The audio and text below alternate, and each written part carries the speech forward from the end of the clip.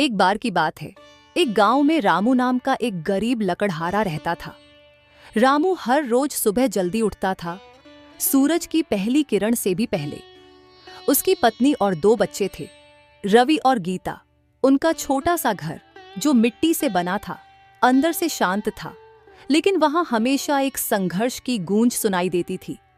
रामू का जीवन कभी आसान नहीं था। वह जंगल में लकड़ी काटने जाता, जिसे वह शहर में बेचकर अपने परिवार का पेट पालता था। जंगल में बड़े बड़े पेड़ थे, लेकिन जितना लकड़ी बेचने से पैसा मिलता, वह कभी परिवार की जरूरतें को पूरा नहीं कर पाता था। समय के साथ लकड़ी की कीमतें भी कम होती जा रही थीं, और जो थोड़ी बहुत लकड़ी बेच पाता था, उससे घर का खर्चा पूरा नहीं हो पा रहा था। वह रोज सुबह उठकर अपनी पुरानी कुल्हाड़ी उठाता और जंगल की ओर बढ़ जाता। जंगल के बड़े पेड़ अब उसकी आंखों में और भी भारी लगते थे। उसकी पीठ में दर्द था, हाथों में फटी खाल और बदन थका हुआ था। फिर भी वह काम करता रहता था। पेड़ काटने के बाद उसे लकड़ी के टुकड़े इकट्ठा करने होते थे और फिर उन्हें शहर में बेचने ले जाना पड़ता था। जब वह घर लौटता था तो सीता पहले से ही चूल्हे के पास बैठी होती थी। वह मुश्किल से लकड़ी जला पाती थी और बच्चों के लिए कुछ बनाने की कोशिश करती। कभी कभी घर में खाने को कुछ नहीं होता और सीता बस आटे में चुटकी भर नमक डालकर रोटियां बना लेती थी। फिर भी घर में कोई शिकायत नहीं होती। सीता हमेशा मुस्कुराती रहती थी, अपने छोटे से परिवार को हिम्मत देती रहती थी। लेकिन जैसे जैसे दिन गुजरते, जंगल में लकड़ी मिलना और भी मुश्किल होता जा रहा था। लोग जंगल में अधिक पेड़ काटने लगे थे और कम लकड़ी बिकने लगी थी। फिर भी रामू ने हार नहीं मानी। उसकी आंखों में अपने परिवार की उम्मीदें थीं और जब तक वह कुछ कर सकता था, वह संघर्ष करता रहेगा। एक दिन जैसे ही रामू जंगल में लकड़ियां काट रहा था, उसकी आंखें एक चमकती हुई चीज पर ठहर गईं। उसने अपना ध्यान और अपनी कुल्हाड़ी की धार को थोड़ा साइड किया और झुककर देखा। वह जगह थोड़ी सी धुंधली थी, जहां सूरज की रोशनी ठीक से नहीं पहुंच रही थी, लेकिन फिर भी एक छोटी सी चमक उसकी आंखों में समा गई। रामू धीरे धीरे उस चमकती हुई चीज के पास गया। जब उसने झाड़ियों और पत्तों को हटाया तो उसके सामने एक पुराना धूल से सना हुआ बर्तन पड़ा था। बर्तन की सतह पर एक हल्की सी चमक थी, जैसे वह किसी खास चीज की पहचान हो। रामू ने उसे उठाया और उसे ध्यान से देखा। ये एक साधारण सा मिट्टी का बर्तन नहीं था, बल्कि कुछ ऐसा था जो रामू ने पहले कभी नहीं देखा था। बर्तन की धातु पर अजीब से निशान थे और वह बर्तन बेहद हल्का महसूस हो रहा था। उसने उसे हाथ में लिया और सोचा, यह क्या हो सकता है। फिर उसने बर्तन को झाड़ा और देखा कि उसके अंदर एक हल्की सी रोशनी थी, जैसे उसमें कोई जादू हो। रामू ने वह बर्तन घर लाने का फैसला किया। घर पहुंचने पर सीता ने उस बर्तन को देखा और थोड़ी हैरान हुई। उसने पूछा, यह क्या है रामू? रामू ने पूरी कहानी बताई कि जंगल में उसे यह बर्तन मिला था, लेकिन वह खुद भी समझ नहीं पा रहा था कि यह कैसे काम करता है। सीता ने बर्तन को हाथ में लिया और सोचा, क्यों ना आज का बचा खाना ही इसमें डाल दूं। फिर उसने बची हुई रोटियां और कुछ सब्जियां उस बर्तन में डाल दी। कुछ ही देर में वह बर्तन अजीब सी चमक से भर गया। सीता डर गई। उसने देखा कि बर्तन में डाला गया खाना अचानक 10 गुना बढ़ गया था। पहले जो कुछ बचा हुआ था, वह अब पूरा खाना बन चुका था। रोटियां और सब्जियां, सब कुछ 10 गुना बढ़ गया था। वह न केवल अधिक हो गया था, बल्कि और भी स्वादिष्ट और ताजगी से भरा हुआ था। सीता ने अपनी आंखें चांदी की तरह चमकती हुई देखी। वह हैरान थी। रामू, ये क्या हुआ? ये तो जादू जैसा है। रामू ने भी बर्तन को ध्यान से देखा और कहा, मुझे नहीं पता, लेकिन यह कोई सामान्य बर्तन नहीं है। क्या तुमने देखा? जो कुछ भी इसमें डाला, वह 10 गुना बढ़ गया। अब सीता को विश्वास हो गया था कि यह बर्तन सच में किसी तरह का जादू करता है।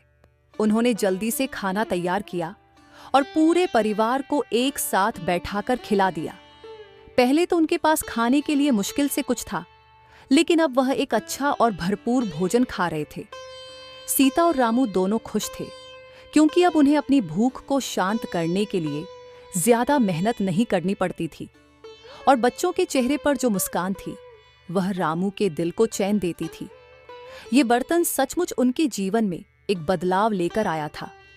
लेकिन रामू की आंखों में एक सवाल था, क्या यह जादू हमेशा उनके साथ रहेगा या यह भी किसी दिन खत्म हो जाएगा? रामू का जीवन अब थोड़ा आसान हो गया था। वह रोज जंगल से लकड़ियां काटने जाता और घर लौटते ही सीता उस रहस्यमय बर्तन में बचा हुआ खाना डाल देती। बर्तन का जादू, जैसा कि वे दोनों समझ पाए थे, अब उनके जीवन का हिस्सा बन चुका था। जो कुछ भी बर्तन में डाला जाता वह 10 गुना बढ़ जाता। इसके चलते परिवार को अब कभी भूखा नहीं रहना पड़ता। एक दिन गांव में एक आदमी, जो रामू का पुराना साथी था, रामू के घर के पास से गुजर रहा था। वह उसे खिड़की से देख रहा था और उसकी आंखों ने कुछ अजीब देखा। रामू ने बर्तन में कुछ डाला और कुछ ही समय बाद वह 10 गुना बढ़कर बाहर आ गया। आदमी ने ध्यान से देखा और उसे यकीन हो गया कि वह कुछ खास देख रहा है। ये बर्तन न सिर्फ खाने को बढ़ाता है, बल्कि ऐसा लगता है जैसे यह कोई जादुई चीज हो। यह आदमी बहुत चालाक था और उसके मन में तुरंत एक ख्याल आया। उसने सोचा, अगर इस बर्तन को चुरा लिया तो मैं भी अपनी जिंदगी बदल सकता हूँ। आदमी ने धीरे धीरे रामू के घर की ओर कदम बढ़ाए और एक दिन चुपके से बर्तन को चोरी कर लिया। वह बिना किसी को कुछ बताए बर्तन लेकर अपने घर लौट आया। रामू और सीता को यह पता भी नहीं चला कि उनका कीमती बर्तन गायब हो चुका था। वह आदमी खुश था, सोच रहा था कि अब वह बर्तन में जितने पैसे चाहे डाल सकता है और वे 10 गुना बढ़ जाएंगे। उसने बर्तन को अपने घर में रखा और उसमें कुछ सिक्के डाले।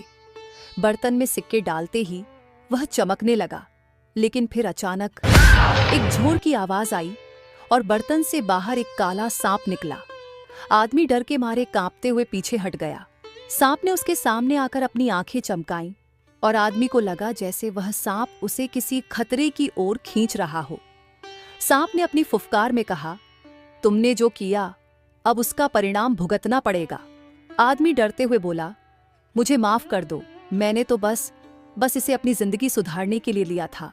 लेकिन सांप ने उसे चेतावनी दी, यह बर्तन जादू से भरा है, लेकिन इसका इस्तेमाल करने के लिए दिल साफ होना चाहिए। जो इसका लालच करेगा उसे इसका उल्टा परिणाम भुगतना होगा। उसने डर के मारे बर्तन को कूड़ेदान में फेंक दिया। रामू और उसकी पत्नी को जब वो बर्तन नहीं मिला तो उन्हें लगा कि उन्होंने उसे खो दिया।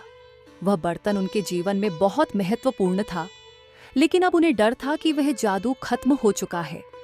पर कुछ दिन बाद जब रामू एक सुबह जंगल में लकड़ियां काटने गया, जंगल में काम करते हुए उसकी नजर अचानक एक चमकती हुई चीज पर पड़ी। उसने ध्यान से देखा और महसूस किया कि यह वही बर्तन था जो उसे बहुत समय पहले मिला था। बर्तन बिल्कुल उसी तरह पड़ा था और यह फिर से चमक रहा था। रामू ने बर्तन को उठाया और एक बार फिर से उसी अजीब एहसास को महसूस किया। लेकिन जैसे ही उसने बर्तन हाथ में लिया, अचानक एक तेज रोशनी के साथ एक परी प्रकट हुई। वह परी बहुत सुंदर थी और उसकी आंखों में गहरी दया और समझदारी थी। उसके चारों ओर एक हल्की सी रोशनी थी और उसकी उपस्थिति में एक तरह का शांति का एहसास हो रहा था। परी ने रामू की तरफ देखा और कहा, रामू, ये बर्तन तुम्हारे लिए है, लेकिन इसका असली जादू तभी काम करता है जब तुम इसे सिर्फ अपनी जरूरतों के लिए नहीं, बल्कि दूसरों की भलाई के लिए इस्तेमाल करते हो।